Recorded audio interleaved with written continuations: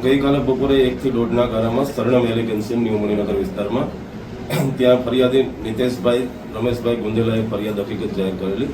આ કામે આરોપી છે સંગીતાબેન ઉર્ફે પાપાબેન વાઇફ ઓફ પનાલી સ્વામી વણિયાર કે જેઓ તેમનું પાલતુ ડોગ જે જર્મન શેફર્ડ છે એ લઈને ફેરવવા નીકળેલા. એ દરમિયાન આ કામે ફરિયાદીના સગીર દીકરાને તથા સાહેબ જે છે એમના ફરિયાદીના સગીર દીકરાને જમણા પગે સાથળના ભાગે તથા બીજા સાહેબ છે એમના દીકરાને હાથની આંગળી ઉપર બટકા ભરેલા. જે બંનેને ઈજા થતા બંને સારવાર લીધેલી.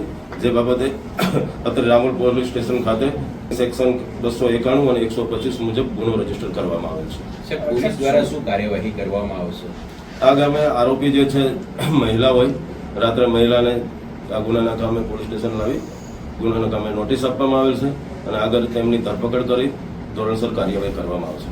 સાહેબ, જે નીતિ નિયમો કોર્પોરેશને બનાવ્યા હતા કેટલાક મહિના અગાઉ, તે નીતિ નિયમો અંગે પાલન થાય છે કે કેમ તે અંગે તપાસ કરવામાં આવશે કે કેમ, અને જો પાલન થાય છે તો કયા પ્રકારના નીતિ નિયમોને લઈને પોલીસ તપાસ કરશે? આ કામે આરોપીએ જે પોતાનું જર્મન શેફર્ડ છે આરોપીના પતિએ જે કોર્પોરેશનમાં રજીસ્ટ્રેશન કરાવેલ છે અને એની નિયમ મુજબની જે 1000 રૂપિયા ફી છે એ પણ પે કરેલી છે.